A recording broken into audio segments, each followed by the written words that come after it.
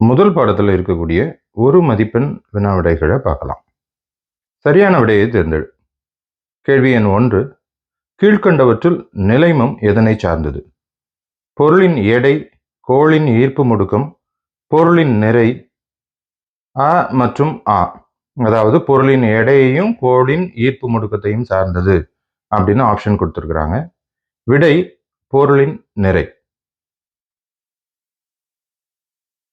கேள்வி எண் 2. கனத்தாக்கு கீழ்க்கண்டவற்றுள் எதற்கு சமமானது? உந்த மாற்று வீதம், விசை மற்றும் கால மாற்ற வீதம், உந்த மாற்றம், நிறை வீத மாற்றம். விடை உந்த மாற்றம். அதாவது கனத்தாக்கு விசை உந்த மாற்றத்துக்கு சமமானது. கேள்வி எண் 3. கீழ்க்கண்டவற்றுள் நியூட்டனின் 3ஆம் விதி எங்கு பயன்படுகிறது? ஓய்வு நிலையில் உள்ள ஒரு பொருளில், இயக்க நிலையில் உள்ள பொருளில், அ மற்றும் ஆ, அதாவது ஓய்வு நிலை, இயக்க நிலை ரெண்டுலேயுமே சம நிறையுள்ள பொருட்களில் மட்டும். விடை அ மற்றும் ஆ, அதாவது நியூட்டனின் 3ஆம் விதி ஓய்வு நிலையில் உள்ள பொருளிலும் இயக்க நிலையில் உள்ள பொருளிலும் பயன்படுகிறது. கேள்வி எண் 4. உந்த மதிப்பை y அச்சிலும் காலத்தினை x அச்சிலும் கொண்டு ஒரு வரைபடம் வரையப்படுகிறது. இவ்வரைபட சாய்வின் மதிப்பு அ கனத்தாக்கு விசை, ஆ முடுக்கம், இ விசை, இ விசை மாற்ற வீதம். விடை இ விசை. கேள்வி எண் 5. விசையின் சுழற்சி விளைவு கீழ்காணும் எந்த விளையாட்டில் பயன்படுகிறது? நீச்சல் போட்டி, டென்னிஸ், சைக்கிள் பந்தயம், ஹாக்கி. விடை சைக்கிள் பந்தயம்.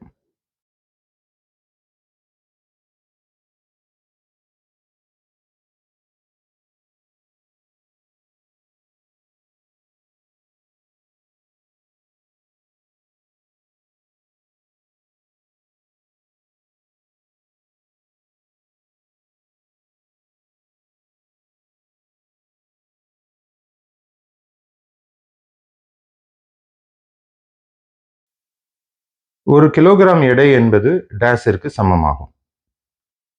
9.8 time, 9.8 into 10⁴ Newton, 98 into 10⁴ time, 980 time. விடை 98 இன்ட்டு 10⁴ டைன். கேள்வி எண் 8. புவியில் m நிறை கொண்ட பொருள் ஒன்று புவியின் ஆரத்தில் பாதி அளவு ஆரம் கொண்ட கோள் ஒன்றிற்கு எடுத்துச் செல்லப்படுகிறது. அங்கு அதன் நிறை மதிப்பு 4m, 2m, m/4 m. விடை m. அதாவது நிறை மதிப்பு எங்கேயும் மாறாது, ஆனா எடையுடைய மதிப்பு புவியீர்ப்பு முடுக்க மதிப்பை பொறுத்து இடத்துக்கு இடம் மாறும். அதனால நிறை அப்படிங்கிறது எங்கேயும் மாறாததுனால m பதில்.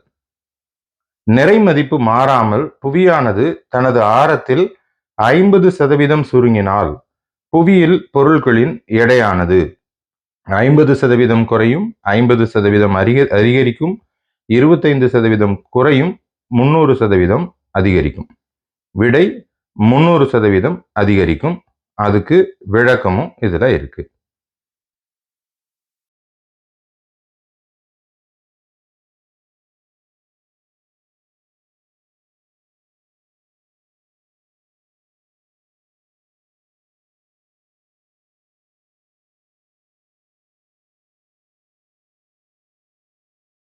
ராக்கெட் ஏவுதலில் டேஷ் விதிகள் பயன்படுத்தப்படுகிறது.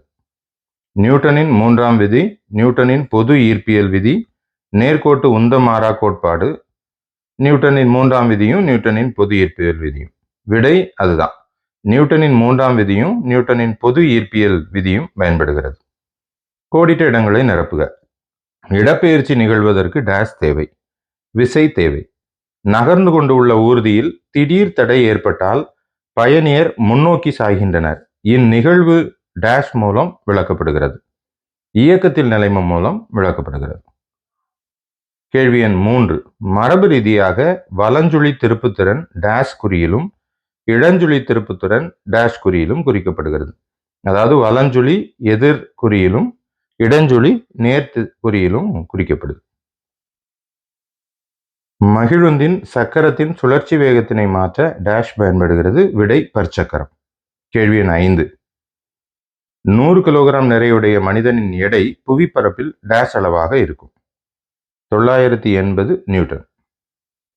சரியா தவறா? தவறுனா கூற்றை திருத்தி எழுதணும். கேள்வி எண் 1.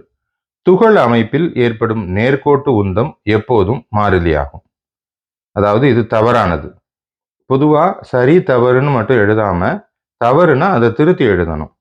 தவறு அப்படின்னு எழுதிட்டு சரியான கூற்று, புறவிசை செயல்படாத போது ஒரு அமைப்பின் நேர்கோட்டு உந்தம் மாறிலியாக இருக்கும். கேள்வி எண் 2. பொருளொன்றின் தோற்ற எடை எப்போதும் அதன் உண்மையான எடைக்கு சமமாக இருக்கும். விடை தவறு. பொருளொன்றின் தோற்ற எடை எப்போதும் அதன் உண்மையான எடைக்கு சமமாக இருக்காது. கேள்வி எண் 3. பொருட்களின் எடை நிலநடுக்கோட்டு பகுதியில் பெருமமாகவும் துருவ பகுதியில் குறைவாகவும் இருக்கும். விடை தவறு. பொருட்களின் எடை நிலநடுக்கோட்டு பகுதியில் குறைவாகவும் துருவ பகுதியில் பெருமமாகவும் இருக்கும். கேள்வி எண் 4. திருகுமறை ஒன்றினை குறைந்த கைப்பிடி உள்ள திருகு குரடு வைத்து திருகுதல் நீளமான கைப்பிடி கொண்ட திருகு குரடினை வைத்து திருகுதலை விட எளிதானதாகும். விடை தவறு. திருகுமறை ஒன்றினை நீளமான கைப்பிடி உள்ள திருகு குரடு வைத்து திருகுதல் குறைந்த கைப்பிடி கொண்ட திருகு குரடினை வைத்து திருகுதலை விட எளிதானதாகும்.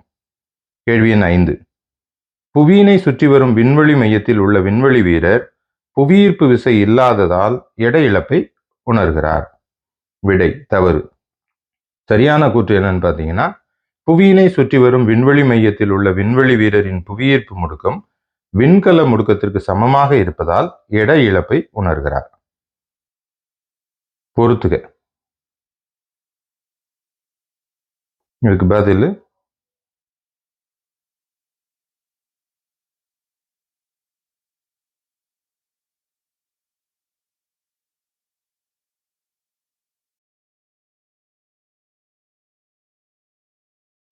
அதுல 1.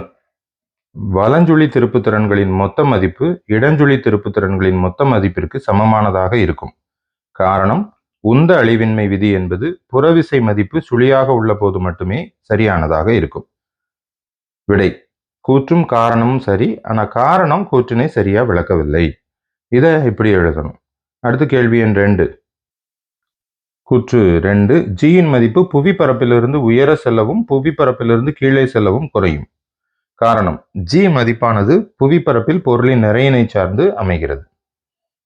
விடை கூற்று சரியானது, ஆனால் காரணம் தவறு.